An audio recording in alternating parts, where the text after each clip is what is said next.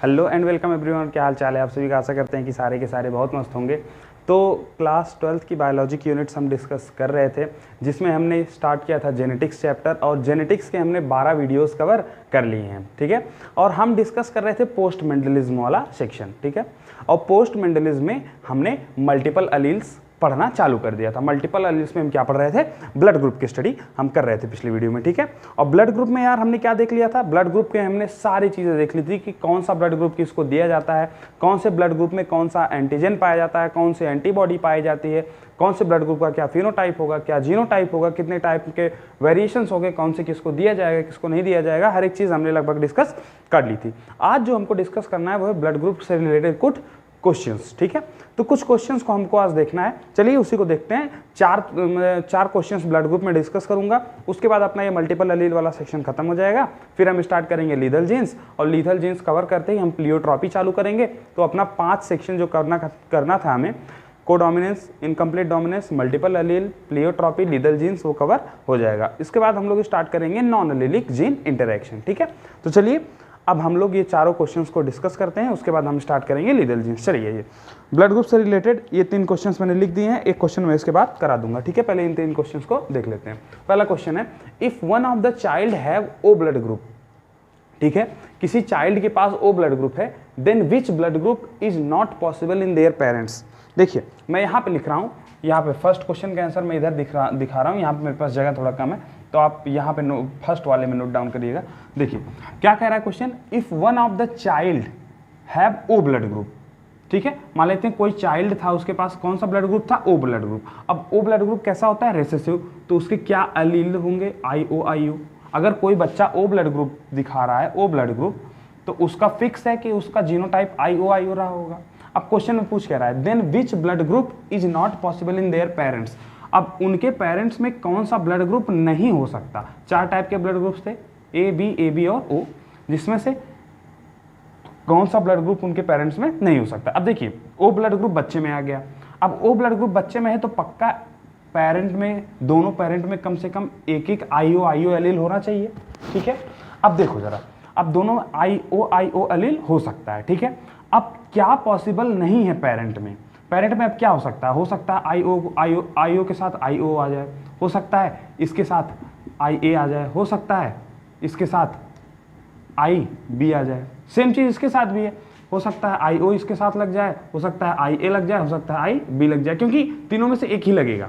ठीक है, लेकिन क्या कभी ऐसा पॉसिबल है क्या कि एक ही पेरेंट है उसमें IA IB दोनों आ जाए यहाँ पे, क्या ऐसा हो सकता है क्या? बिल्कुल नहीं हो पाएगा, क्योंकि फिक्स है कि IO एलील आया ही जाएगा, क्योंकि बच्चे में अगर O ब्लड ग्रुप है तो पेरेंट्स में IO एलील आ चुका है। अब एक ही एलील की जगह बची है, अब एक एलील में तो या तो IB आएगा, या तो IO आएगा, या तो IA आएगा, तो उसका ब्लड ग्रुप, पेरेंट का ब्लड ग्रुप या तो A होगा, या तो B होगा, या तो O होगा। ऐसा नहीं हो सकता कि पेरेंट का ब्लड ग्रुप AB हो जाए, क्योंकि अगर AB ब्लड ग्रुप हो जाएगा तो पक्का उसमें से IO एलील हट जाएगा, और ऐसा नहीं हो सकता क्योंकि बच्चे में O ब्लड ग्रुप है। इसका मतलब पेरेंट में कौन सा ब्लड ग्रुप पॉसिबल नहीं है, AB ब्लड ग्रुप पेरेंट में पॉसिबल नहीं है। तो पहले का मैं आंसर लिख दे रहा हूँ यहाँ पे, इस चीज़ को नोट डाउन ऐसे कर लेंगे आप। ठीक है, और मैं यहाँ पे पहले का आंसर लिख देता हूँ, कौन सा ब्लड ग्रुप पॉसिबल नहीं है, AB blood group. AB blood group is not possible, is not possible in parent. ठीक है, चलिए कैसे, देखिए बच्चे में O ब्लड ग्रुप था तो IOIO आना निश्चित था। IOIO कब आएगा, जब दोनों पेरेंट में कम से कम IOIO एलील हों। ठीक है, अब एक एक एलील की जगह बची है, एक एक एलील में या तो A होगा, या तो B, या तो O। ऐसा हो नहीं सकता कि AB दोनों आ जाए, इसी वजह से AB ब्लड ग्रुप पॉसिबल नहीं है। चलिए दूसरा क्वेश्चन देखते हैं, if all 4 type of blood group are present in children of a family. ठीक है, देखिए कोई फैमिली है, उसके बच्चों में चारों तरह के ब्लड ग्रुप पाए जा रहे हैं। मतलब देखिए क्या क्वेश्चन कहने का क्या प्रयास कर रहा है, ऐसा क्वेश्चन कह रहा है कि 4 बच्चे हैं, और 4 से ज़्यादा भी हो सकते हैं, लेकिन उनके 4 के चारों में अलग अलग टाइप के ब्लड ग्रुप्स पाए जा रहे हैं। मतलब A भी है, B ब्लड ग्रुप भी है, AB ब्लड ग्रुप भी है, और O ब्लड ग्रुप है। ऐसा नहीं है कि एक ही बच्चे में चारों ब्लड ग्रुप पाए जा रहे हैं, अलग अलग बच्चे हैं, लेकिन सारे के सारों में अलग अलग ब्लड ग्रुप पाया जा रहा है। कहने का मतलब जो 4 टोटल पॉसिबल ब्लड ग्रुप्स थे इन बच्चों में पाए जा रहे थे। वही क्वेश्चन कह रहा है कि if all 4 type of blood group are present in children of a family then what will be the blood group phenotype genotype of their parent. अब देखो जरा, चारों ब्लड ग्रुप किस में पाए जा रहे हैं? बच्चों में पाए जा रहे हैं। अब पूछ रहा है कि जो पेरेंट्स होंगे इनके अलग अलग, उन पेरेंट्स के क्या ब्लड ग्रुप हो सकते हैं। ठीक है, अगर बच्चों में चारों ब्लड ग्रुप पाए जा रहे हैं तो एक बात बताओ, अगर बच्चों में ओ ब्लड ग्रुप है तो पक्का आई ओ अलील कम से कम दोनों पेरेंट में होना चाहिए।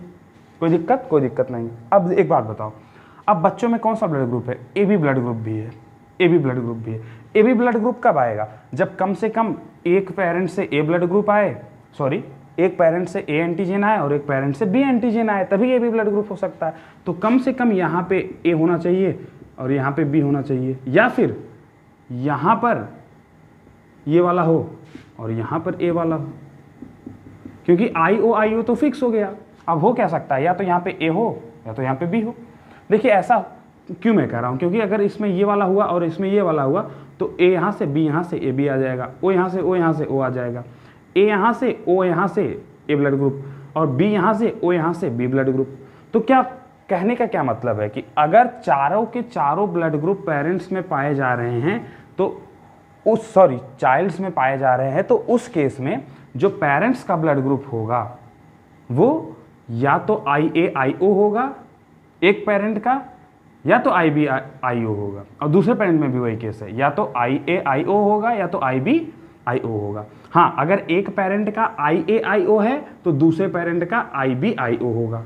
अगर इस वाले पेरेंट का IB-IO है तो इस वाले पेरेंट का IA-IO होगा। अपोजिट ब्लड ग्रुप्स होंगे, इसका ए होगा तो इसका बी होगा, इसका बी होगा तो इसका ए होगा। ठीक है, इसका मतलब क्या है, ये जो भी ब्लड ग्रुप हैं ये हेट्रोजाइगस हैं। Heterozygous A and heterozygous B blood group किस में होने चाहिए? पेरेंट्स में होने चाहिए। Heterozygous A and heterozygous B blood group parent में होंगे, तभी 4 टाइप के अलग अलग ब्लड ग्रुप्स चिल्ड्रंस में पाए जा सकते हैं। तो क्वेश्चन यही पूछ रहा था कि अगर चारों के चारों ब्लड ग्रुप चिल्ड्रंस में पाए जा रहे हैं तो पेरेंट्स का क्या ब्लड ग्रुप होना चाहिए। तो क्या ब्लड ग्रुप हो जाएगा? Heterozygous A and heterozygous B blood group होना चाहिए। किसमें? हेट्रोजाइगस ए का मतलब क्या है? IA-IO, और हेट्रोजाइगस बी का क्या मतलब है? IB-IO। ब्लड ग्रुप किसमें होना चाहिए? Heterozygous A and heterozygous B blood group in parent.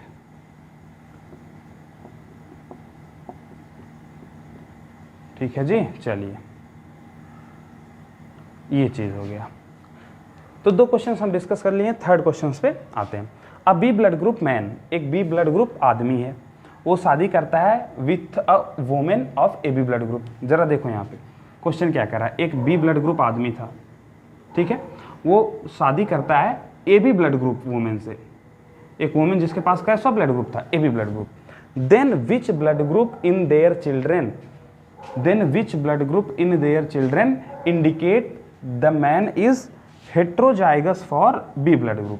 मतलब बच्चों में ऐसा कौन सा ब्लड ग्रुप आएगा कि वो ये बता दे कि जो आदमी था वो बी ब्लड ग्रुप के लिए हेट्रोजाइगस था। अब बी ब्लड ग्रुप के लिए हेट्रोजाइगस का क्या मतलब है? बी ब्लड ग्रुप के लिए हेट्रोजाइगस का मतलब है IB-IO होना, क्योंकि बी ब्लड ग्रुप 2 केस में आ सकता है, एक IB-IO और एक IB-IB।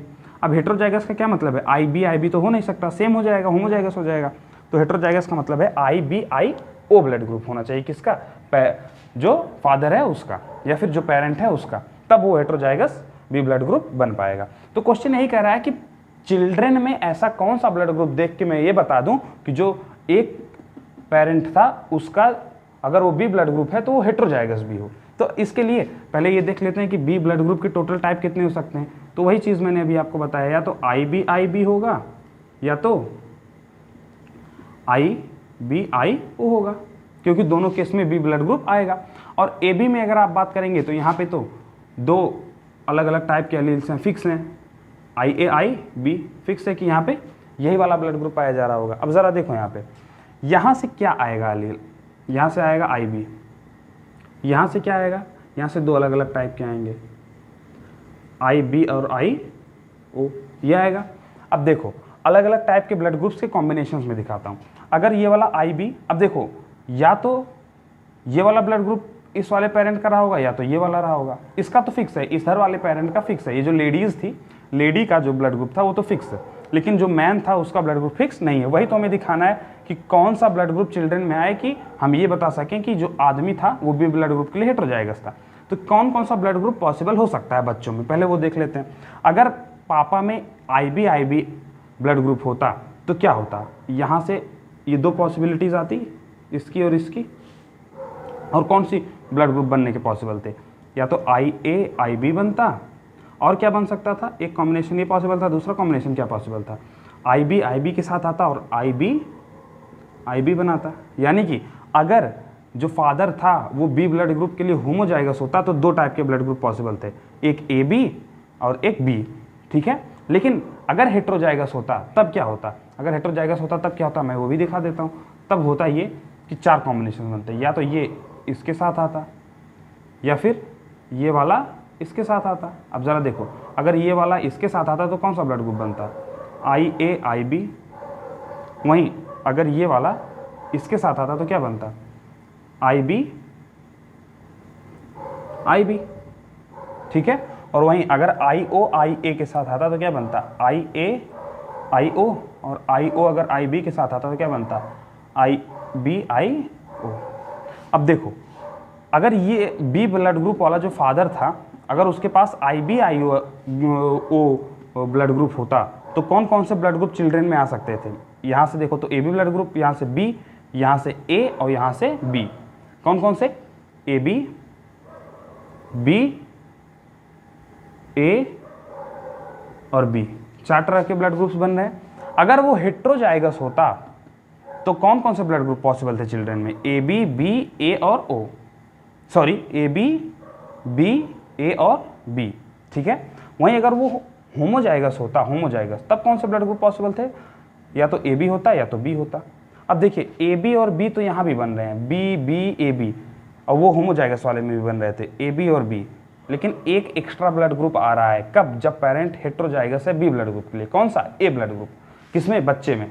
यानी कि अगर बच्चा A ब्लड ग्रुप वाला हो रहा है तो ये फिक्स कर देता है कि जो फादर था वो B ब्लड ग्रुप के लिए हेटेरोजाइगस रहा होगा। क्या रहा होगा, B ब्लड ग्रुप के लिए हेटेरोजाइगस। ये कौन बता रहा है, अगर बच्चे में A ब्लड ग्रुप आ जाता है तो, ठीक है। इस बात को हम और आप समझ गए, और आंसर इसका क्या हो जाएगा, इस क्वेश्चन का आंसर हो जाएगा कि A ब्लड ग्रुप अगर बच्चे में है तो ये फिक्स कर देता है कि जो फादर था वो क्या हो जाएगा, वो हेटेरोजाइगस होगा B ब्लड ग्रुप के लिए, ठीक है। तो बच्चे में कौन सा ब्लड ग्रुप आना चाहिए, A ब्लड ग्रुप, और यही A ब्लड ग्रुप बता देगा कि फादर कैसा था, हेटेरोजाइगस था। तो आंसर क्या आएगा इसका, A blood group in children. Children में A ब्लड ग्रुप ये फिक्स कर देगा कि फादर कैसा था, हेटेरोजाइगस था, किसके लिए, B ब्लड ग्रुप के लिए, ठीक है। चलिए, ये 3 क्वेश्चन हो गए। एक क्वेश्चन मुझे और कराना था, चलो उसको करा देता हूं। आओ इसको मिटा दें।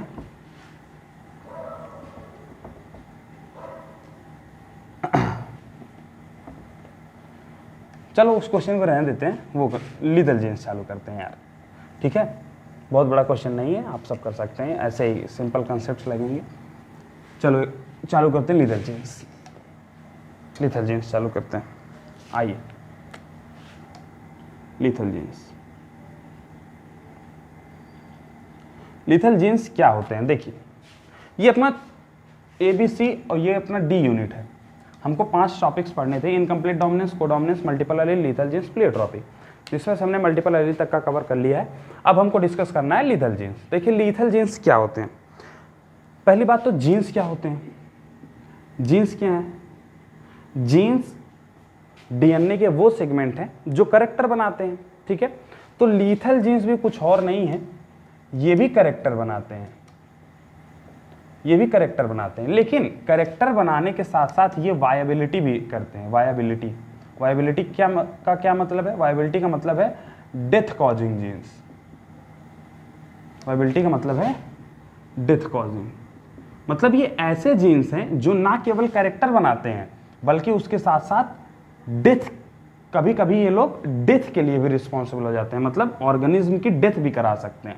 तो करेक्टर बनाने के साथ अगर ये वायबिलिटी भी अफेक्ट करें, यानी कि आदमी के मरने का भी कारण बने, तो ऐसे जीन्स को क्या नाम देते हैं? लीथल जीन्स नाम देते हैं। तो अगर आपको डेफिनेशन लिखनी होगी तो आप क्या लिखेंगे?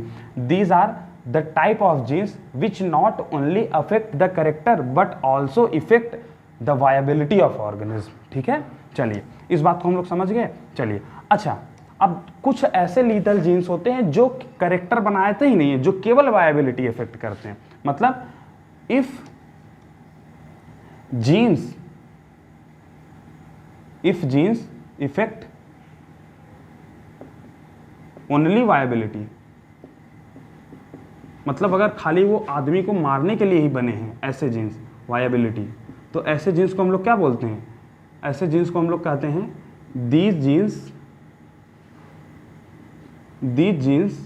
ये जी है, these genes are called as true lethal.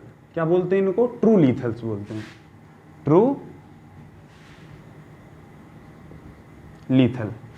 ठीक है, तो ट्रू लीथल कौन जीन्स है? ट्रू लीथल कौन है? तो अगर आपको ट्रू लीथल बताना है तो आप क्या कहेंगे? ट्रू लीथल का मतलब है ये केवल और केवल क्या बनाएंगे?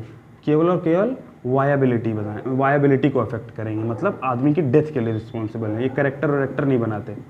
अगर ये जीन्स पाए जाएंगे तो आदमी मारा जाएगा। तो ट्रू लीथल कौन है? जो केवल वायबिलिटी को अफेक्ट करें, करेक्टर ना बनाए, करेक्टर ना बनाए। ठीक है, इस चीज़ को आप समझ जाइए, इसको कहते हैं ट्रू लीथल। ठीक है, और सेमी लीथल, इसके बाद एक चीज़ और आता है semi lethal. Semi lethal, semi lethal कौन है?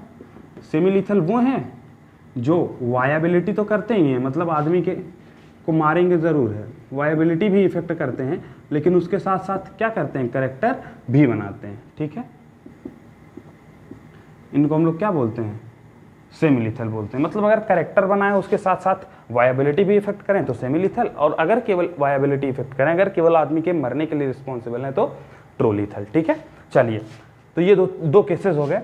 अब मैं आपको बता देता है कि वायबिलिटी कब कब हो सकती है ऑर्गेनिज्म में। इसको आप नोट कर लेंगे, जो लोगों ने नहीं नोट किया था उसको स्क्रीन को बैक करके आप लोग नोट कर लीजिए। ठीक है, अब जो वायबिलिटी होती है, मतलब आदमी की डेथ लीथल जीन्स के कारण जो वायबिलिटी होती है, viability that can occur,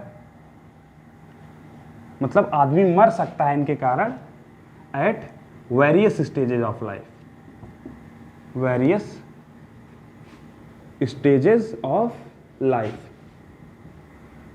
life के अलग अलग पार्ट पर आदमी या फिर कोई भी ऑर्गेनिज्म अलग अलग टाइम पर, मतलब इन लीथल जीन्स की वजह से मर सकता है। कोई हो सकता है बर्थ के पहले ही मर जाए, मतलब एम्ब्रियोनिक स्टेज में ही मर जाए।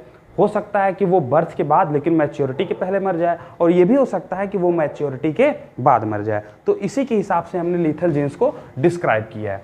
तो अब 3 टाइप के लीथल जीन्स हैं। कौन कौन से? मतलब वायबिलिटी अलग अलग लाइफ की स्टेज पर हो सकती है, उसके आधार पर हमने लीथल जीन्स को 3 कैटेगरी में डिवाइड किया। पहला है एब्सोल्यूट लीथैलिटी, एब्सोल्यूट लीथैलिटी। अच्छा, ये लीथैलिटी क्या है?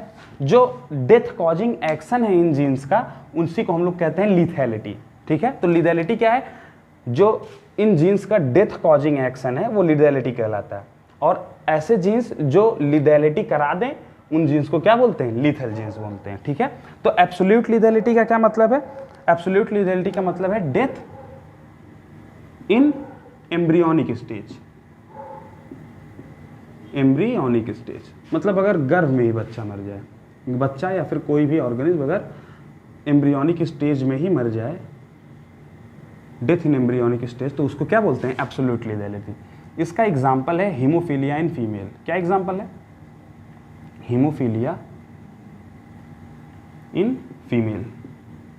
फीमेल में जो हीमोफीलिया होता है वो एब्सोल्यूट लीथैलिटी का एग्जाम्पल है। ठीक है, चलिए दूसरा एब्सोल्यूट लीथैलिटी हो गया। सब लीथैलिटी,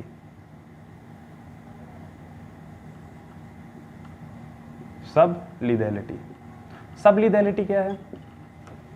सब लीथैलिटी है death after birth after birth but before maturity,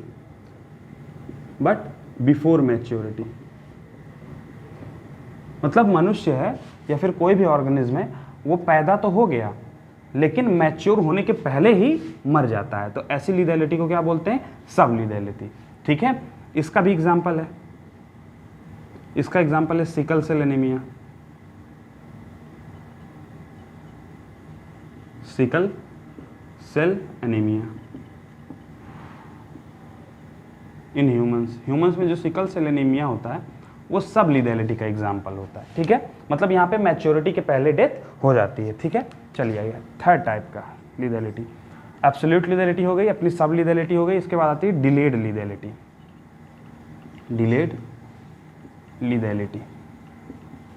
लीथैलिटी क्या होती है? देखिए यहाँ पर डेथ जो होती है वो मैच्योरिटी के बाद होती है, डेथ आफ्टर मैच्योरिटी, मतलब इंसान मैच्योर हो गया, 18-20 साल का हो गया, उसके बाद डेथ होती है।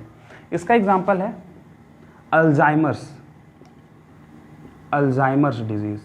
वो जो लोग धीरे धीरे भूलने लगते हैं उस बीमारी को कहते हैं अल्जाइमर्स।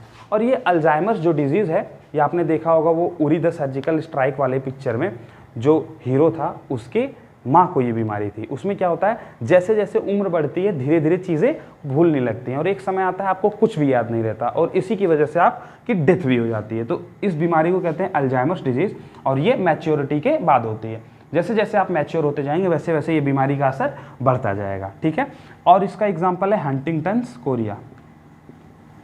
हंटिंगटन्स कोरिया ये भी एक एग्जाम्पल है किसका? डिलेड लीथैलिटी का। ठीक है, तो डिलेड लीथैलिटी के ये 3 एग्जाम्पल्स हो गए। ठीक, चलिए मैं इसको रब कर दूं क्या? तो ये हो गए अपने लीथैलिटी के कुछ एग्जाम्पल्स। चलो इसको रब कर दूं, चलिए इसको रब कर देता हूं। आइए अब आओ कुछ एग्जाम्पल्स देखते हैं लीथैलिटी के कुछ एग्जाम्पल्स देखते हैं। अब जो लीथल जीन्स थे, जो लीथैलिटी ये इफेक्ट था, इसको सबसे पहली बार डिस्कवर किया था क्यूनॉट ने। किसने? क्यूनॉट ने। किसमें? कोट कलर इन माइस। जो चूहे होते हैं उनके कोट कलर में सबसे पहली बार क्यूनॉट ने क्या देखा था? लीथल जीन्स को देखा था। और कोट कलर इनके 2 प्रकार के होते हैं, एक होता है ब्राउन और एक होता है येलो। ठीक है, 2 टाइप के कोट कलर होते हैं माउस के, एक ब्राउन होता है और एक येलो होता है। ठीक है, अब क्यूनॉट ने अपना एक्सपेरिमेंट किया और देखा कि कैसे लीथल जीन्स का एक्शन होता है। अच्छा मैं आपको एक बात बताऊं, जो लीथल जीन्स होते हैं वो होमोजाइगस कंडीशन में अपना इफेक्ट दिखाते हैं। ये बात आप लिख लीजिएगा, मैं वहां पे नहीं लिखवा पाया लीथल जीन्स वाले पॉइंट में। तो लीथल जीन्स में आप एक चीज लिख लीजिएगा, these genes affect viability in homozygous condition. मतलब जब होमोजाइगस कंडीशन आएगी तभी ये आदमी के डेथ वाले एक्शन में आएंगे। मतलब अगर हेटेरोजाइगस मोड में रहेगा, अगर कोई जीन है अगर वो हेटेरोजाइगस कंडीशन में है तो जनरली लीथल जीन्स अपना काम नहीं कर पाते हैं, मतलब आदमी को मार नहीं पाते हैं। लेकिन ये आराम से मार देते हैं अगर वो जीन्स कैसे हैं? होमोजाइगस हैं। ठीक है, तो आप लिख लेंगे lethal genes affect viability in homozygous condition. चलिए हम ये वाला एग्जांपल डिस्कस कर रहे थे, कोट कलर इन माइस। अब माउस के 2 कोट कलर हैं, एक ब्राउन है और एक येलो है। मैं इसको अच्छे से यहाँ पे लिख देता हूँ, कौन कौन से हैं? एक हो गया ब्राउन और एक हो गया येलो, क्योंकि मुझे जगह चाहिए। अब देखिए क्यूनॉट ने क्या एक्सपेरिमेंट किया उसको दिखाता हूँ मैं आपको। सबसे पहले इसने क्या किया, 2 ब्राउन माउस लिए, 2 क्या लिए? ब्राउन माउस, और उनका क्या करा दिया? क्रॉस। जो ब्राउन माउस थे ये रिसेसिव थे और इनका जीनोटाइप उसने लिया स्मॉल वाई, और जो येलो था वो डोमिनेंट थे जनरली, उसका लिया कैपिटल वाई। अब देखिए ब्राउन माउस अगर रिसेसिव है तो स्मॉल वाई का क्रॉस करवाया इसने, किससे? स्मॉल वाई से, ब्राउन माउस थे। अब देखो यहाँ से भी स्मॉल वाई आएगा और यहाँ से भी स्मॉल वाई आएगा, अगला माउस जो बनेगा वो भी स्मॉल वाई है, वो भी क्या बन जाएगा? Brown mouse. ये जिंदा रह गया, ये मरा वरा नहीं। ठीक है, चलिए ये उनका पहला स्टेप था एक्सपेरिमेंट का। अब दूसरा काम उन्होंने क्या किया? एक ब्राउन माउस लिया और दूसरा येलो माउस लिया। और येलो कैसा लिया? येलो हेट्रोजाइगस लिया, होमोजाइगस नहीं लिया, कैपिटल वाई स्मॉल वाई। और जो ब्राउन माउस था वो रेसेसिव था, तो स्मॉल वाई इसमें था ही। अब यहाँ से आएगा स्मॉल वाई जीनोटाइप, यहाँ से दो टाइप के आ सकते हैं, कैपिटल वाई स्मॉल वाई। तो दो अलग अलग टाइप के माउस बन सकते हैं। एक बन सकता है कैपिटल वाई स्मॉल वाई और दूसरा बन सकता है स्मॉल वाई। मतलब एक येलो बन सकता है और एक ब्राउन बन सकता है।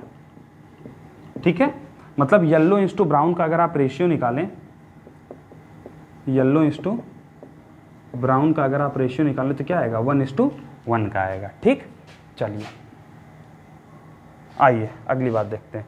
तो दूसरा इनके एक्सपेरिमेंट का दूसरा स्टेप ये था। अभी इन्होंने तीसरा स्टेप किया। तीसरा स्टेप इन्होंने क्या किया? दो येलो माउस को क्रॉस करवाया, येलो को येलो से क्रॉस करवाया और हेट्रोजाइगस येलो वाले माउस को।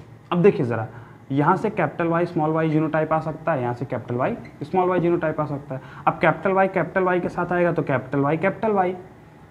अब कैपिटल वाई स्मॉल वाई के साथ आएगा तो कैपिटल वाई स्मॉल वाई। और वैसे ही देखिएगा ज़रा, कैपिटल वाई के साथ आया तो बना कैपिटल वाई स्मॉल वाई के साथ। ये देखो, यहाँ से नहीं, यहाँ से कराते हैं, नहीं तो कन्फ्यूज़न बढ़ जाएगा। देखिए कैपिटल वाई इस वाले स्मॉल वाई के साथ। देखिए एक बार तो हमने किसका किया? कैपिटल वाई के साथ किया तो कैपिटल वाई आ गया। फिर हमने कैपिटल वाई को स्मॉल वाई के साथ किया तो कैपिटल वाई स्मॉल वाई आ गया। अब तीसरा प्रोसेस क्या हो सकता है? कैपिटल वाई इस वाले स्मॉल वाई के साथ आए तो कैपिटल वाई स्मॉल वाई। अब ये वाला स्मॉल वाई इस वाले स्मॉल वाई के साथ आएगा तो स्मॉल वाई बन सकता है। तो यहाँ पे अगर आप देखेंगे तो यहाँ पे आपको लगेगा कि एक येलो माउस, ये वाला भी येलो, ये वाला भी येलो और ये वाला ब्राउन बनना चाहिए। लेकिन एक्चुअल में ऐसा होता नहीं है। जो एक येलो माउस था वो मर जाता है। ये क्या हो जाता है?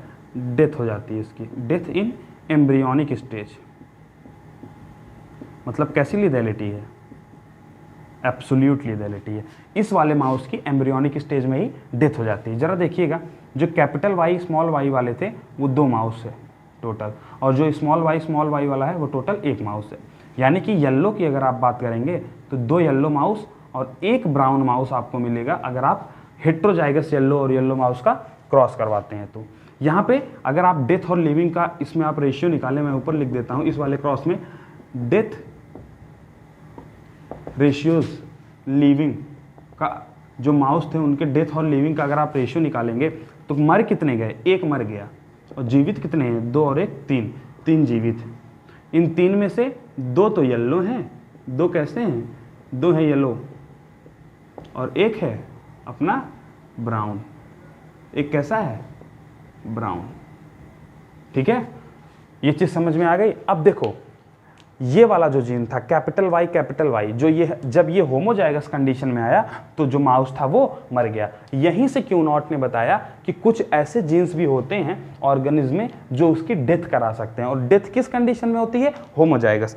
और यहाँ पे होमोजाइगस कैसा था? डोमिनेंट। होमोजाइगस डोमिनेंट कंडीशन में डेथ हुई, कैपिटल वाई जीन की वजह से डेथ हुई। और आपसे ये पूछ सकता है कि क्यू नॉट ने जब एक्सपेरिमेंट किया था माउस में तो उसमें जो डेथ और लिविंग का रेशियो आया था वो क्या क्या आया था? तो डेथ और लिविंग का रेशियो आया 1:3। और अगर ऐसे पूछ ले को लिविंग इज टू डेथ, तो लिविंग कितने थे? 3 और डेथ कितने थे? 1, तो 3:1। ठीक है, आप अपने हिसाब से आंसर कर दीजिएगा, कोई दिक्कत? चलिए इसको रब कर दूं क्या? चलो इसको मिटा देते हैं। अच्छा लिख लो पहले, कुछ लोग अभी लिख भी नहीं पाएंगे, सॉरी, इसको लिख लो यार, मैंने रब कर दिया, बैक करके पॉज करके फटाक से लिख लो इसको। कुछ लोग लिख नहीं पाए होंगे अभी, इसी के चक्कर में कहेंगे कि चलो मिटा दो। चलो कुछ समय दे देते हैं लोग आप लोगों को। चलो, हाँ, जिंदगी एक सफर। आप लोगों को पता है कितना समय हो रहा है? रात के लगभग 12 बज रहे हैं, है ना? It's time about 12 o'clock at night. ठीक है, और आज डेट है 20 जून। ठीक, चलो अब एक एग्जाम्पल इसका मैं और लेता हूँ। ये तो जो एग्जाम्पल था वो किस में था? ये एग्जाम्पल था आपके एनिमल में, माउस था। अब मैं प्लांट में एक एग्जाम्पल लेता हूँ। प्लांट में एग्जाम्पल है आपका स्नैपड्रैगन। स्नैपड्रैगन में आपको पहले ही पढ़ा चुका हूँ, डॉग फ्लावर प्लांट। स्नैपड्रैगन में आपको लीथल जीन्स देखने को मिलते हैं। स्नैपड्रैगन में किस कैरेक्टर में, स्नैपड्रैगन के लीफ कलर में। लीफ कलर कैसा? लीफ एक है गोल्डन और एक है गोल्डन और एक ग्रीन, जिसमें से ये वाली रेसेसिव मानी जाती है और ये वाली डोमिनेंट मानी जाती है। चलिए मैं ग्रीन वाले को, गोल्डन वाले को कैपिटल जी से रिप्रेजेंट कर देता हूँ, ग्रीन वाले को स्मॉल जी से। अब देखिए ई बॉर ने ये एक्सपेरिमेंट किया था। किसने किया था? By E बॉर। अब ई बॉर साहब ने स्नैपड्रैगन प्लांट के लीफ कलर में लीथल जीन्स को देखा। कैसे देखा वही मैं आपको बताता हूँ।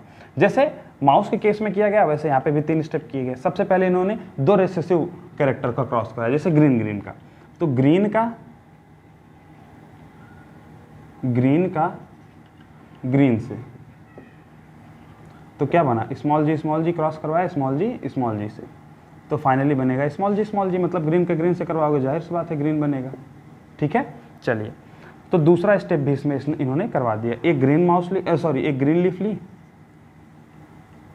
और एक गोल्डन से इसका क्रॉस करवाया। ग्रीन का जीनोटाइप था स्मॉल जी और गोल्डन का जीनोटाइप था कैपिटल जी स्मॉल जी। देखिए इन्होंने गोल्डन तो लिया लेकिन हेटेरोजाइगस गोल्डन लिया। ठीक, चलिए यहाँ से जीनोटाइप आएगा स्मॉल जी, यहाँ से 2 अलग अलग टाइप के जीनोटाइप्स आ सकते हैं। एक आ सकता है कैपिटल जी और एक आ सकता है स्मॉल जी। ठीक है, अब देखिए या तो इसका स्मॉल जी इसके कैपिटल जी से कंबाइन करेगा और कैपिटल जी स्मॉल जी बनाएगा, तो इसका स्मॉल जी इसके स्मॉल जी से कंबाइन करेगा, स्मॉल जी बनाएगा। इसका मतलब क्या है? या तो गोल्डन बनेगा और या तो ग्रीन बनेगा। ठीक है, और गोल्डन इंटू ग्रीन का जो रेशियो आएगा वो आएगा 1:1। इस वाले क्रॉस में गोल्डन इस टू ग्रीन का क्या रेशियो आएगा? 1:1 का रेशियो आएगा। ठीक है, चलिए इसी के साथ साथ इन्होंने एक क्रॉस और करवाया, थर्ड क्रॉस। उसमें इन्होंने गोल्डन को गोल्डन से क्रॉस करवाया और गोल्डन को गोल्डन, कौन सा गोल्डन? कैपिटल जी स्मॉल जी को कैपिटल जी स्मॉल जी से हेटेरोजाइगस गोल्डन लिया। ठीक है, अब जरा एक बात बताओ, इस केस में क्या बनेगा? कैपिटल जी स्मॉल जी, ये एक, ये 2 और ये 1। ठीक है, बनेंगे तो यही। खैर यहाँ पे भी कैपिटल जी वाला जो लीफ कलर था वो नहीं मिलता है। यहाँ पे भी हमको सेम यही प्रोसेस है, जैसे वहाँ पे माउस के साथ था वैसे यहाँ पे लीफ कलर के साथ है। गोल्डन 2 और ग्रीन 1। तो यहाँ पे भी अगर आपको सेम चीज़ पूछे डेथ इज टू लिविंग, तो रेशियो क्या आ जाएगा? 1:3, क्योंकि 3 जिंदा है और 1 मर चुके हैं।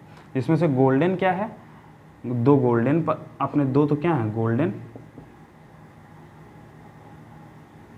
कैपिटल जी स्मॉल जी वाले, और एक क्या है अपना? एक है अपना ग्रीन स्मॉल जी वाले। ठीक है, तो ऐसे ई बॉर ने स्नैपड्रैगन प्लांट में क्या देखा? लीथल जीन्स को देखा। किसमें? लीफ कलर में। ठीक है, 3 स्टेप इसमें भी किया गया और 3 स्टेप वहाँ पे भी किया गया। अब आप ऐसे ही अपने कॉपी में लिख लें ताकि आपको जब पढ़ें तो आपको समझ में आए कि लीथल जीन्स कैसे खोजे गए, किस प्लांट में कैसे खोजे गए थे। चलिए अगला स्टेप अपना आता है, एक प्रोसेस और बचा है, प्लियोट्रॉपी। ठीक है, यहाँ पे अपना ये सेक्शन खत्म हो जाता है। देखिए हमने 2 चीज़ डिस्कस कर ली, एक एनिमल में, एक प्लांट में। एक और होता है ह्यूमंस में भी, मैं आपको थोड़ा सा बता देता हूँ, उसको मैं पूरा डिस्क्राइब करूँगा प्लियोट्रॉपी में, लेकिन मैं आपको बता देता हूँ वो प्लियोट्रॉपिक भी जीन, वो जीन प्लियोट्रॉपिक भी होता है, लीथल भी होता है, इसलिए मैं लीथल जीन्स में भी बता देता हूँ, प्लियोट्रॉपी में भी बता दूंगा। देखिए ज़रा लीथल जीन्स में ह्यूमंस में एक एग्जाम्पल देख लेते हैं। इसमें इन ह्यूमंस में क्या? Sickle cell anaemia. Sickle cell anaemia. Anaemia कहते ही ये समझ में आता है कहीं ना कहीं खून से रिलेटेड है, खून की कमी वगैरह हुई होगी तभी ये एनीमिया लिखा जा रहा है। ठीक है, अच्छा सिकल सेल एनीमिया में होता क्या है? 2 टाइप के एलील्स पाए जाते हैं, एक HbA, एक ये टाइप का एलील होता है और एक ये टाइप का एलील होता है HbS, और दोनों के दोनों डोमिनेंट है। इसलिए हमने कोडोमिनेंस के एग्जांपल में सिकल सेल एनीमिया का भी डिस्कशन किया था। यहाँ क्या होता है? सिकल सेल एनीमिया के केस में HbS हीमोग्लोबिन जब जीन एक साथ आता है तो जो आरबीसी होती है वो कैसी हो जाती है? Sickle shaped RBC. Sickle shaped RBC जो होती है वो कैसी हो जाती है? सिकल शेप्ड आरबीसी हो जाती है। इसकी वजह से एनीमिया हो जाता है और आदमी की डेथ हो जाती है। किसमें? डेथ हो जाती है, एनीमिया के कारण आदमी की डेथ हो जाती है। किसमें डेथ हो जाती है? Death after birth but before maturity. मतलब बर्थ तो हो जाएगी लेकिन मैच्योरिटी नहीं हो पाएगी, उससे पहले ही अगर आपको सिकल सेल एनीमिया है तो आप खिसक लेंगे इस धरती से। ठीक है, अच्छा कैसे होता है ये हम लोग प्लियोट्रॉपी में डिस्कस कर लेते हैं, क्योंकि प्लियोट्रॉपी में हमको ये पूरी चीज़ डिस्कस करनी ही करनी है। चलिए अब हम लोग प्लियोट्रॉपी वाला डिस्कस करते हैं। पहले ये नोट कर लो, फटाक से नोट कर लो, मैं स्क्रीन को पॉज कर रहा हूँ, इसको फटाक से नोट करो पहले।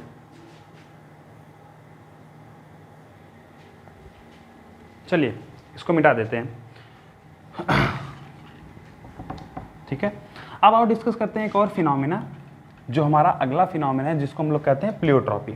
और ये हमारा ये हमारा अलीलिक जीन इंटरेक्शन का लास्ट पार्ट है, 5th पार्ट। इसको हमने क्या नाम दिया? 5th पार्ट या फिर ई पार्ट। इसको हमने नाम दिया प्लियोट्रॉपी।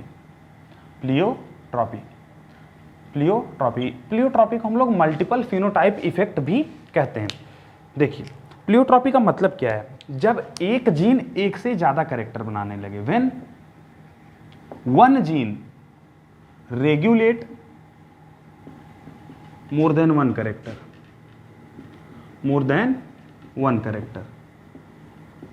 एक जीन जब एक से ज्यादा कैरेक्टर बनाने लगे तो ऐसे जीन को हम लोग क्या बोल देते हैं? प्लियोट्रॉपिक जीन बोल देते हैं। ठीक है, अब देखिए होता क्या है कि एक जीन जो होता है वो जनरली जब एक से ज्यादा कैरेक्टर बनाता है,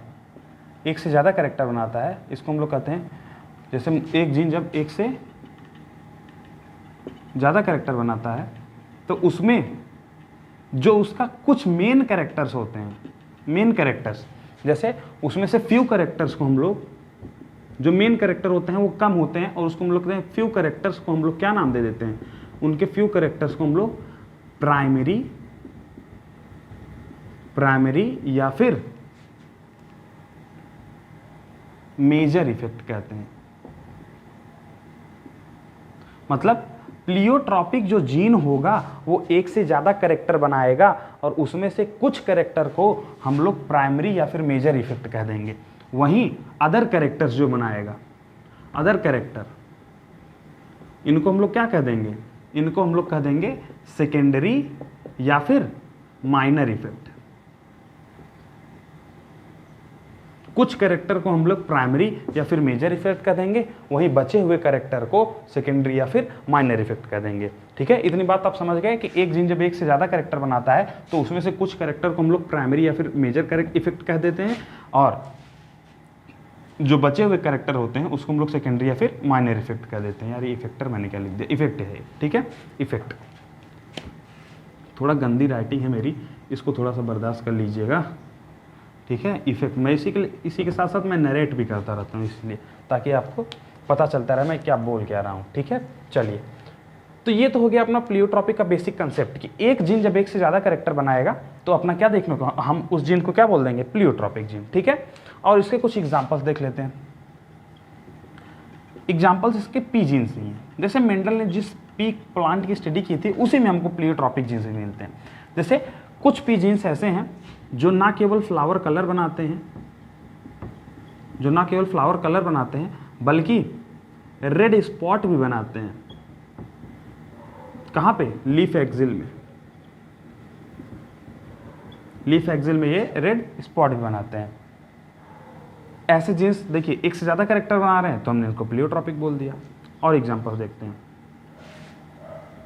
पी में कुछ और जीन्स हैं जिसको हमने पहले डिस्कस कर लिया है, जो एक कैरेक्टर नहीं एक से ज़्यादा कैरेक्टर बनाते हैं। जैसे एक जीन ऐसा है जो सीड शेप को तो बनाता ही है, उसके साथ साथ सीड शेप के साथ साथ सीड कलर को भी डिसाइड करता है। तो सोचिए एक साथ दो कैरेक्टर डिसाइड कर रहा है, तो ऐसे जीन को हम लोग क्या बोल देंगे? Pleiotropic gene. कुछ एग्जांपल्स हमको ह्यूमन में भी देखने को मिल जाते हैं, जैसे सिकल सेल एनीमिया। क्या? Sickle cell anaemia. ये किसका एग्जांपल है? ये लीथैलिटी का भी एग्जांपल है, कोडोमिनेंस का भी एग्जांपल है, उसके साथ साथ प्लियोट्रॉपी का भी एग्जांपल है।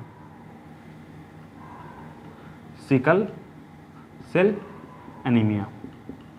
ठीक है, ये किसका एग्जाम्पल है, ये प्लियोट्रॉपी का भी है, लिथैलिटी का भी है, उसके साथ साथ कोडोमिनेंस का भी है। ठीक है, तो ये एग्जाम्पल्स हो गए। अब आइए इसमें से हमको एक बहुत इंपॉर्टेंट डिस्कस करना है, सिकल सेल एनीमिया। हम इसका पूरा डिस्कशन करने वाले हैं इसमें प्लियोट्रॉपी में। ठीक है, चलिए सारे एग्जाम्पल्स आपने लिख लिए 3 के तीनों। अब चलो आओ एक बहुत अच्छे चीज़ को डिस्कस करते हैं, क्या, सिकल सेल एनीमिया। यार ये मैं SCI बार बार क्यों लिख देता हूँ यहाँ, सिकल कोई बात नहीं, सेल एनीमिया, इसको डिस्कस कर लें।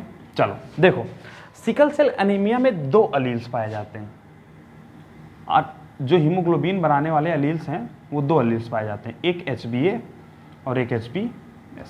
HbA जो है वो नॉर्मल हीमोग्लोबिन बनाता है, और इसीलिए हमने इसको क्या बोल दिया, नॉर्मल अलील, नॉर्मल अलील। और ये सिकल सेप्ड RBC बनाता है और एबनॉर्मल हीमोग्लोबिन बनाता है, इसीलिए हमने इसको क्या बोल दिया, एबनॉर्मल अलील। एबनॉर्मल बोल दो या फिर म्यूटेंट बोल दो, म्यूटेंट अलील। ठीक है, क्योंकि जो कैरेक्टर बनना चाहिए था उससे अलग बन रहा है, इसलिए एबनॉर्मल बोल दिया, और ये म्यूटेशन के कारण हुआ है इसलिए म्यूटेंट अलील बोल दिया। ठीक है, अब देखो होता क्या है, होता क्या है इसको समझते हैं। देखिए ज़रा, देखिए ज़रा, मैं इसको यहाँ पे दिखा रहा हूँ। अब देखो DNA, क्योंकि कोई भी कैरेक्टर होता है वो किससे बनता है, जीन से, और जीन कहाँ पाया जाता है, DNA पे। अब देखो ज़रा, DNA जो होता है उस पर स्पेसिफिक कोड पाए जाते हैं। क्या पाए जाते हैं, स्पेसिफिक कोड पाए जाते हैं। अब DNA के स्पेसिफिक कोड के 6th सेगमेंट पर, कहाँ पर, 6th सेगमेंट पर, अगर नॉर्मल हीमोग्लोबिन बनाना है तो 6th सेगमेंट पर क्या पाया जाना चाहिए, CTC पाया जाना चाहिए। ठीक है, ठीक है, और जब इसका ट्रांसक्रिप्शन होगा तो क्या बनेगा, mRNA बनेगा, और 6th पोजीशन पर CTC की जगह आ जाएगा साइटोसिन की जगह आता है ग्वानिन, थायमिन की जगह आता है एडेनिन, और फिर से साइटोसिन है तो उसकी जगह आ जाएगा ग्वानिन। तो जो 6th पोजीशन पर RNA का सीक्वेंस था वो क्या था, GAG। DNA का सीक्वेंस क्या था, CTC। ठीक है, अब देखो ये नॉर्मल हीमोग्लोबिन की बात मैं कर रहा हूँ। अब ये DNA से बनेगा mRNA से क्या बनेगा, पॉलीपेप्टाइड, उससे बन जाएगा प्रोटीन, पॉलीपेप्टाइड। पॉलीपेप्टाइड में क्या बनेगा, ये GAG से बनता है 6th पोजीशन पर एक एसिड जिसको हम लोग कहते हैं ग्लूटामिक एसिड। क्या बोलते हैं, ग्लूटामिक एसिड। ठीक है, GA जिसको हमने कह दिया सिंपल भाषा में। अभी ये GA जो है ग्लूटामिक एसिड, ये कहाँ पे बना है, ये 6th पोजीशन पर बना है अपना। ठीक है, क्योंकि इस कोडॉन से ये बनता चला जा रहा है, CTC से बना GAG, उससे बना ग्लूटामिक एसिड। अब इससे बनेगा जो ग्लूटामिक एसिड है, अब इसी से बनता है अपना क्या, नॉर्मल हीमोग्लोबिन। क्या बनता है, नॉर्मल बीटा पॉलीपेप्टाइड। हीमोग्लोबिन की 2 चेन होती हैं, अल्फा और बीटा, तो ये बनाता है नॉर्मल बीटा पॉलीपेप्टाइड चेन। ठीक है, नॉर्मल बीटा पॉलीपेप्टाइड चेन, और इसके साथ जुड़ती है अल्फा चेन। अल्फा चेन इसके साथ जुड़ जाती है और क्या बना लेती है, नॉर्मल हीमोग्लोबिन। क्या बना लेती है, नॉर्मल हीमोग्लोबिन। ठीक है जी, चलिए अब ये तो केस हो गया अपना नॉर्मल हीमोग्लोबिन का, और ऐसे हीमोग्लोबिन को ही, जो ऐसा जीन जो नॉर्मल हीमोग्लोबिन बनाए, ऐसे जीन को ही हमने नाम दे दिया था HbA जीन। ठीक है, चलिए अब देखिए एबनॉर्मल के केस में क्या हुआ, क्योंकि यही चीज़ हमको समझना है।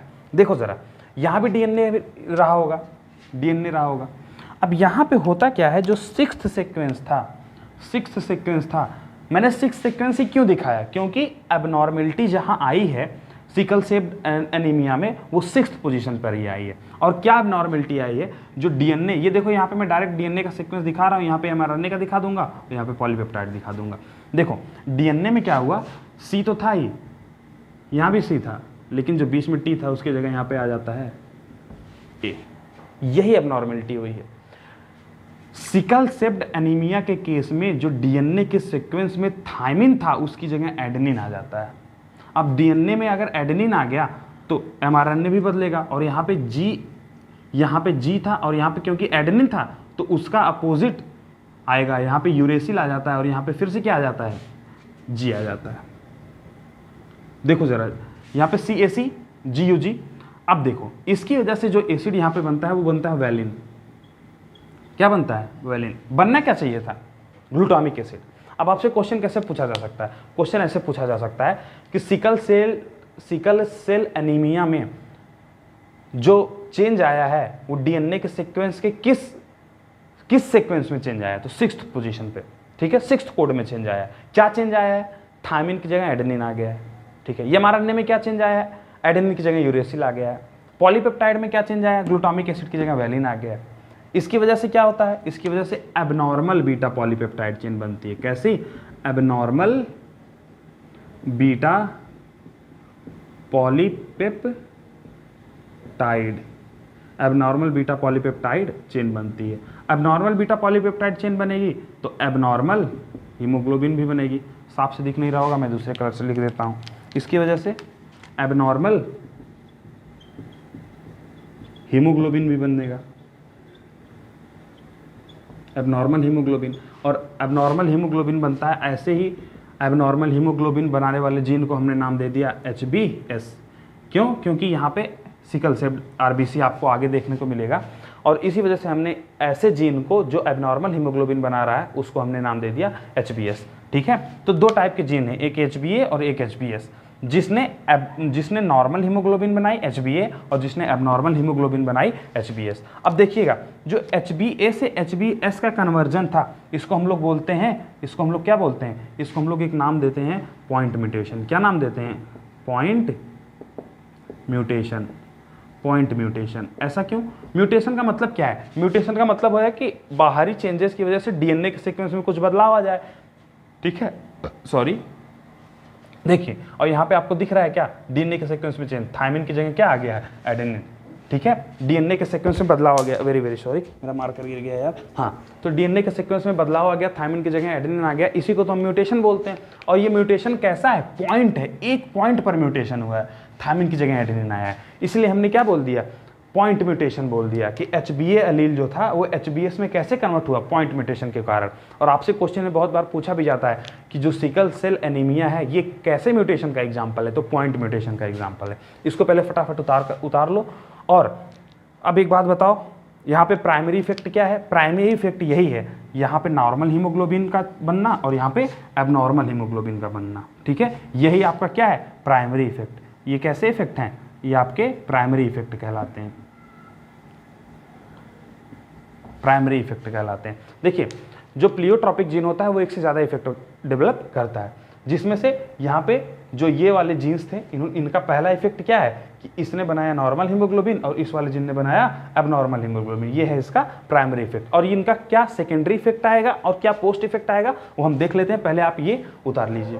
क्या आपको समझ में आ गया क्या कि सिकल सेल एनीमिया में क्या क्या बदलाव आता है, डीएनए में थायमिन की जगह एडेनिन, वैसे ही एमआरएनए में एडेनिन की जगह यूरेसिल और पॉलीपेप्टाइड में ग्लूटामिक एसिड की जगह वैलिन। आपसे क्वेश्चन में बहुत बार ये पूछा गया है कि सिकल सेल एनीमिया में कौन सा पॉलीपेप्टाइड होता है, तो वैलिन होता है, ठीक है, और वो किसकी जगह आता है, ग्लूटामिक एसिड की जगह। ये बहुत बार क्वेश्चन पूछा गया है, ठीक है, आपको ये चीज़ याद रहनी चाहिए। चलिए मैं इसको मिटा रहा हूँ।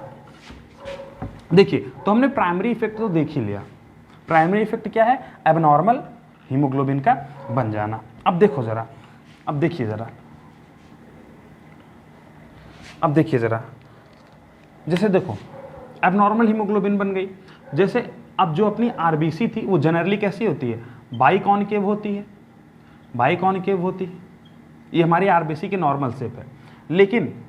लेकिन सिकल सेल एनीमिया के केस में ये जो हमारी आरबीसी होती है वो कैसे कन्वर्ट हो जाती है, म्यूटेशन होता है और ये कन्वर्ट हो जाती है सिकल शेप्ड आरबीसी में, सिकल शेप्ड आरबीसी में। सिकल शेप्ड आरबीसी का मतलब हसुए की तरह हो जाती है, ऐसे देखिए, ऐसी हो जाती है अपनी RBC.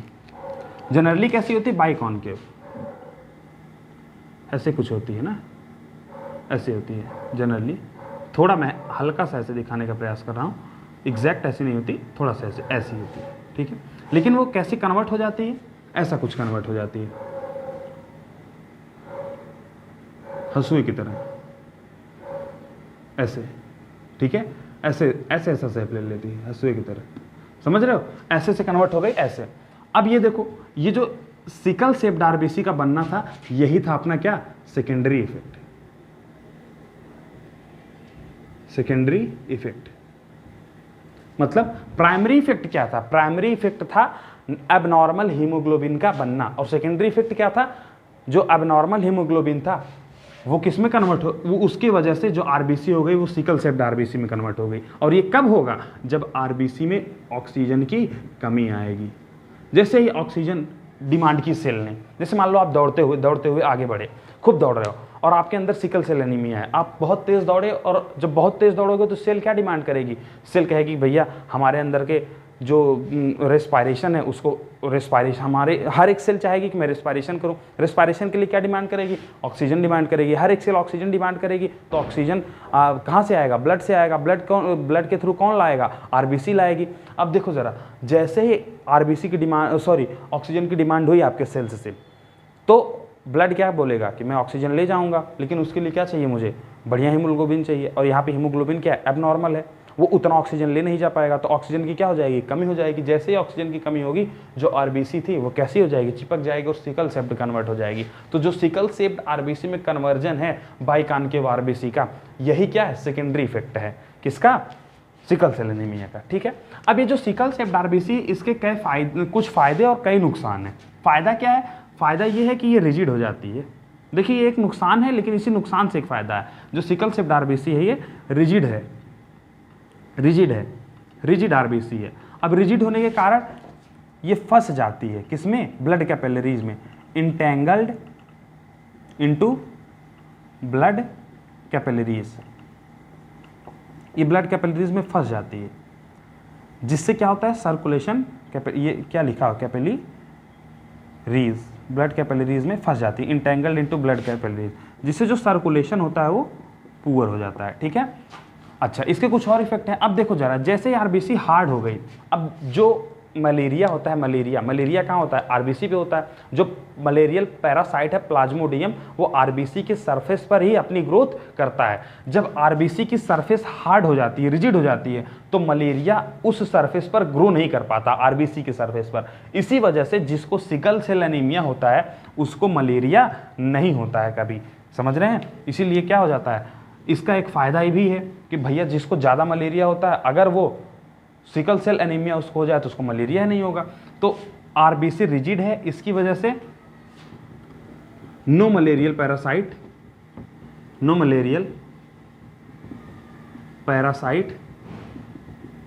Grows in this type of RBC, इस टाइप के आरबीसी में मलेरिया पैरासाइट की ग्रोथ नहीं होती। क्यों नहीं होती? क्योंकि आरबीसी कैसी है? हार्ड एंड रिजिड है। आरबीसी जब हार्ड एंड रिजिड है तो मलेरिया पैरासाइट की ग्रोथ कैसे हो पाएगी? तो ये अपने कुछ और इफेक्ट हैं इसके। ठीक है, देखिए, और कुछ और एक्स्ट्रा इफेक्ट भी आते हैं। अब जैसे मैं आपको बताऊं, आपको मैं एक बात बताता हूं, जब सिकल से आरबीसी हो जाएगी तो ये पूरी तरह से खून में ऑक्सीजन पहुंचा नहीं पाएगी। तो जो ब्लड है वो ऑक्सीजन को जब ट्रांसफर नहीं कर पाएगा सेल्स में, तो सेल्स में ऑक्सीजन की कमी आ जाएगी, तो O2 की कमी होने लगेगी। किसमें? सेल में। ठीक है, तो O2 की स्ट्रेस होने लगेगी। किसमें? सेल्स में। O2 stress in cells. जब सेल्स में ऑक्सीजन की कमी होने लगेगी तो सेल्स धीरे धीरे डैमेज होना चालू हो जाएंगी। और जैसे मैं आपको एक बात बताता हूँ, ऑक्सीजन की कमी होने लगेगी, जिसकी वजह से जो यहाँ पे देखिए, एक तो है कि सेल्स में ऑक्सीजन की कमी होने लगी, जाहिर सी बात है, लेकिन एक और इफेक्ट आएगा इसकी वजह से। जो आरबीसी है वो सिकल सेल होने के कारण जल्दी मरने लगती है। जनरली आरबीसी की जो लाइफ टाइम होती है वो 120 दिन की होती है, लेकिन जो सिकल सेप्ड आरबीसी होती है ये 80 से 100 दिन में ही मर जाती है। तो इसका लाइफ स्पैन कम हो जाता है, लेस लाइफ स्पैन। ठीक है, अब इसका लाइफ स्पैन कम हो गया, कितना? 80 से 100 दिन का हो गया। अब लेस लाइफ स्पैन के कारण आरबीसी की डेथ ज़्यादा होने लगती है। मोर आरबीसीज डेथ, आरबीसी जल्दी जल्दी मरने लगती है। अब जब आरबीसी जल्दी जल्दी मरने लगेगी तो आरबीसी कम होने लगेगी ब्लड में, लो आरबीसी इन ब्लड में आरबीसी कम होने लगेगी। और जब ब्लड में आरबीसी कम होने लगती है तो हमको खून की कमी हो जाती है और इसको बोलते हैं एनीमिया। इसकी वजह से एनीमिया भी हो जाता है। ठीक है जी, इस बात को समझ गए क्या? तो एक और इफेक्ट हमको देखने को मिलता है सिकल सेल आरबीसी होने की वजह से वो क्या है, एनीमिया भी हमको हो जाता है। और ये सारे इफेक्ट है, ये देखिए प्राइमरी इफेक्ट क्या था, एबनॉर्मल हीमोग्लोबिन का बनना। सेकेंडरी इफेक्ट क्या था, ये सारे सेकेंडरी इफेक्ट हैं। सिकल सेल आरबीसी हो गई, रिजिड हो गई आरबीसी, मलेरिया पैरासाइट से क्या हो गई, फ्री हो गई, O2 स्ट्रेस हो गया सेल्स में, लाइफ स्पैन कम हो गई आरबीसीज की। ये सारे क्या हैं, ये एक्स्ट्रा इफेक्ट हैं जो एबनॉर्मल हीमोग्लोबिन बनने की वजह से आ जाते हैं। ठीक है, तो इनको हम लोग क्या बोलते हैं, सेकेंडरी या फिर माइनर इफेक्ट। चलो ये पूरा आप चार्ट नोट डाउन कर लो, फिर मैं कुछ और बता के खत्म करता हूँ ये पॉइंट। ठीक है, चलो अब देखिए ज़रा इस बात को जो मैं अब बताने जा रहा हूँ, देखिएगा। अब 3 टाइप के जीनोटाइप्स हो सकते हैं सिकल सेल एनीमिया में। कौन कौन से हो सकता है, HbA, HbAI। ये क्या होगा, ये नॉर्मल है, नॉर्मल हीमोग्लोबिन होगा, कोई दिक्कत इससे नहीं आएगा।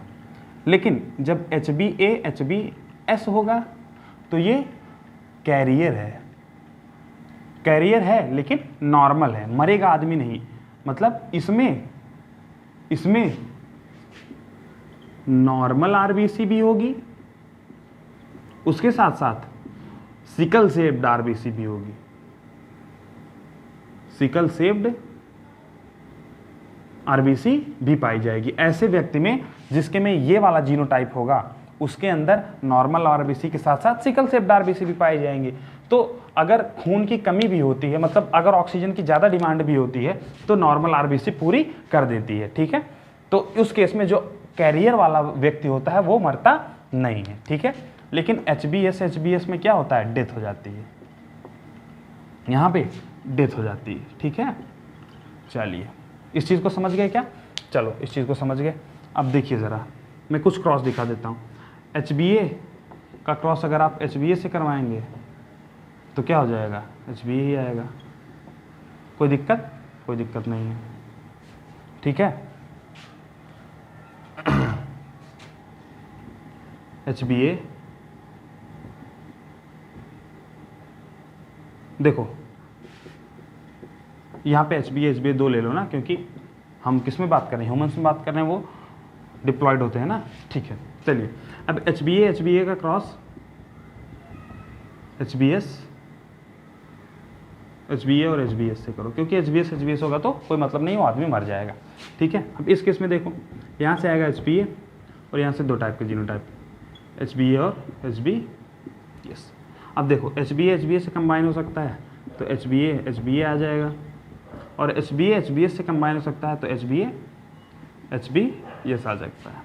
अब देखिए ज़रा यहाँ पर ये क्या बनाएगा, ये नॉर्मल और ये कैरियर, तो नॉर्मल और कैरियर का रेशियो 1:1 का आ जाएगा, कोई दिक्कत, कोई दिक्कत नहीं है। अब देखो अगर आप HbS का क्रॉस करवाते हो HbS से तो क्या होगा, यहाँ से 2 टाइप के जीनोटाइप आने की पॉसिबिलिटी मैं डायरेक्ट दिखा देता हूँ ना। एक या तो ये हो सकता है, या तो ये, या तो ये, या तो ये, तो या तो ये इससे कंबाइन होगा तो क्या बनाएगा HbA, या तो ये इससे कंबाइन होगा, क्या बनाएगा HbS। अब या तो ये वाला इससे कंबाइन होगा, क्या बनाएगा HbS, या तो ये वाला इससे कंबाइन होगा और बनाएगा HbS। जरा एक बात बताइएगा, HbA normal, HbS carrier, HbS carrier, HbS death, मतलब ये और ये जिंदा रहेंगे और ये वाला मर जाएगा। समझ रहे हैं, अगर कोई ऐसा पेरेंट है जो 2 के दोनों पेरेंट किसके लिए, सिकल सेल्ड एनीमिया के लिए कैरियर हैं, तो उनमें चांसेज है कि 25% ऐसा चिल्ड्रन बने, 25% चांसेज हैं ऐसा बच्चे आने की जो सिकल सेल्ड एनीमिया से ग्रसित हो और उसकी डेथ हो जाएगी। ठीक है, चलिए जी। और ये जो सिकल सेल्ड एनीमिया है ये ऑटोसोमल रिसेसिव डिसऑर्डर है। ठीक है, इस बात को लिख लीजिएगा और यहाँ पे अपना ये वाला पार्ट खत्म हो जाता है। तो यहाँ पर डेथ इज टू लिविंग का अगर आपको रेशियो पूछा जाए तो 1:3 का आता है। ठीक है, ठीक है। अब आप इसमें जीनोटाइप फिनोटाइप बता सकते हैं, एक है नॉर्मल, ये है दोनों कैरियर और इसकी डेथ हो जाएगी। ठीक, चलिए यहाँ तक अपना ये वाला लेक्चर कंप्लीट हो जाता है और अपने प्लियोट्रॉपिक तक का सेक्शन हमने कवर कर लिया है। अगले क्लास में हम स्टार्ट करेंगे नॉन एलिलिक चेन इंटरेक्शन। ठीक है, चलिए तब तक के लिए टाटा, नमस्कार, बाय बाय, जय हिंद। मिलते हैं आपसे अगले वीडियो में। चलिए ठीक है, नमस्कार।